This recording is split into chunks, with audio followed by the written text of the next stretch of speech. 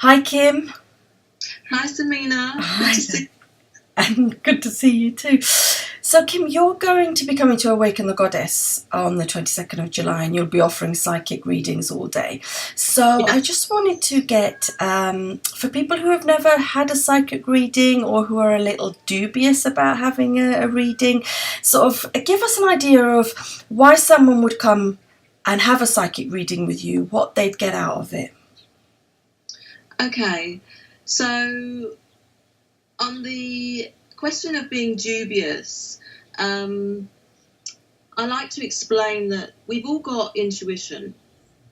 We've all got that gut instinct of when we know whether to make a decision or make a move or not, or whether it feels right, or if we walk into a room and we think, oh, I don't like the atmosphere in here. We've all got intuition, gut instincts. Animals have got gut instincts, or intuition rather. They know when a person is going to be friendly or whether they're going to run away.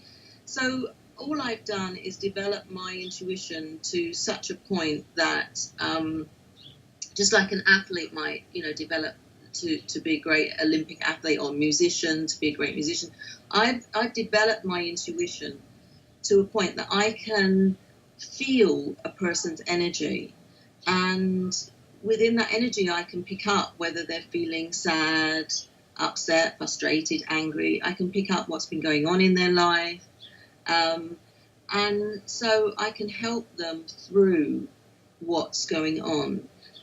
So in a way, it's a little bit like counselling someone, because it's helping them, and at the same time giving them some hope regarding what may be happening with their life in the future.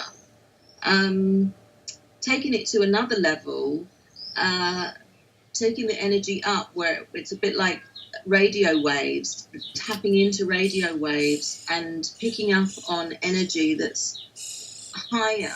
So you're tapping into, again, energy or spirit or souls or whatever you want to call it, and actually giving information about someone who's passed over that was close to them, and it may be a father, or it may be a grandmother, a friend.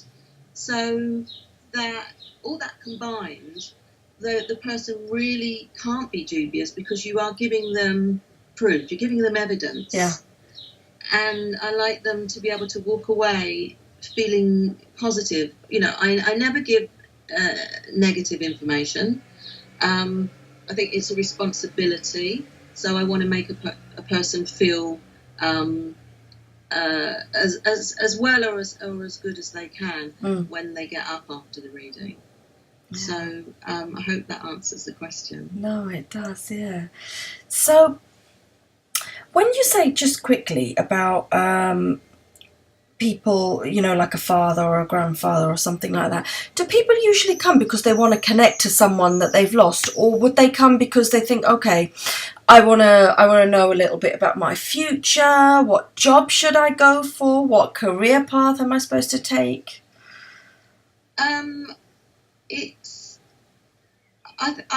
Well, for me personally, I love the fact that spirit will come in for a person, a grandmother, a friend, a father, mother, whatever, because I think that this is the real work, that as a medium, that's what we really should be doing, which is giving evidence to people to let them know that there's no such thing as death, that life goes on, and that their loved ones are happy and recalling memories of what they would have done with that person, or giving evidence of the personality of that person. I had a woman who, she'd never had a reading before. She sat down in the chair. Oh, and I never asked anything. I just asked the person to give their name. That's it. And then I told them to, don't say anything. She sat down in the chair, and I said, your father's here, and he just is just telling me that you're carrying a photo of him in your purse. And she's like, how do you know that? You just told me. So giving evidence, giving proof, and people, do come for that. But lots of people, they come for, is it a good time to leave my job? Am I going to get another job? Am I going to meet the man of my dreams? Should I be leaving, the situation with my husband? But they won't tell me those things. I'll tell them first. And then we can discuss it. So always say, don't say anything and let me talk for the first 20 minutes.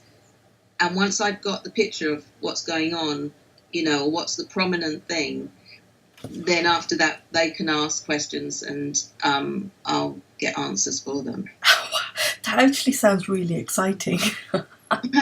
I definitely want to have a reading then when you're there. Oh, that would be okay. Sorry. All right. So, Kim, tell me how you got into this line of work in the first place.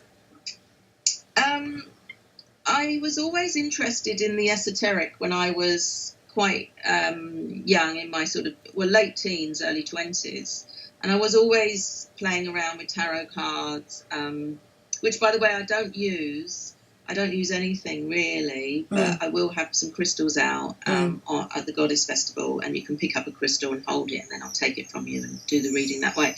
But I lived abroad most of my life, so I was always travelling around reading books on, you know, esoteric stuff, reading about Buddhism, and I was always going off to little old ladies who read coffee cups, you know, to tell you your fortune and that kind of thing.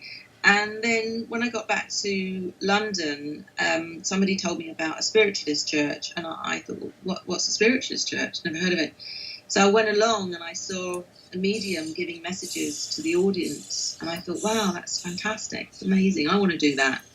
So I joined what we call a circle, and I was a natural. Within sort of 2 weeks I was telling people about their lives, seeing, hearing, and because I'm clairaudient, I hear, but some people are clairvoyant, they see. Some people are clairsentient, they feel. Like, I'm clairsentient too, I feel too.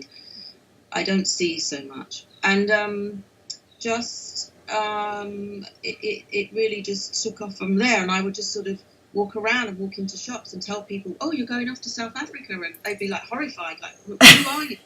Why are you telling me things that you know about me? And I had to learn to kind of control this vehicle, and know when it was appropriate to speak up and when not.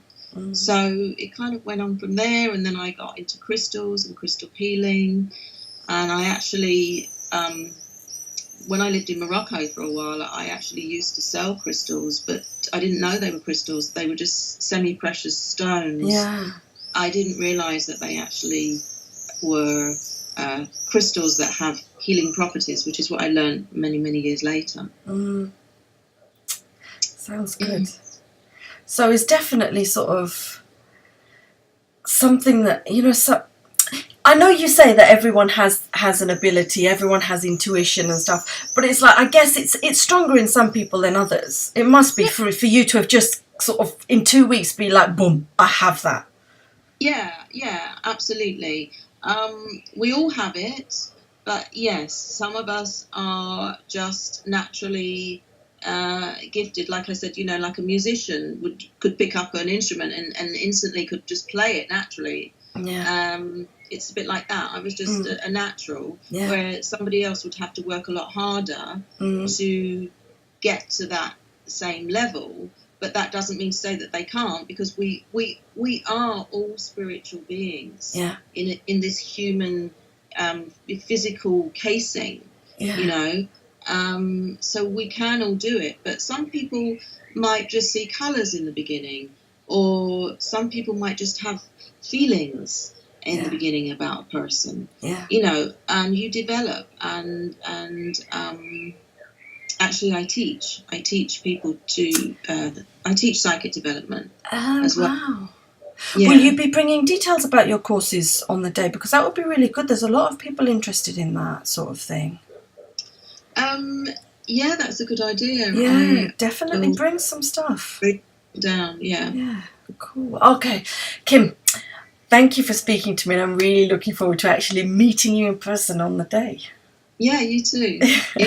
And thanks for putting this together. It's a really nice thing to do. Oh, my pleasure. Yeah, cool. Okay. Bye, Kim.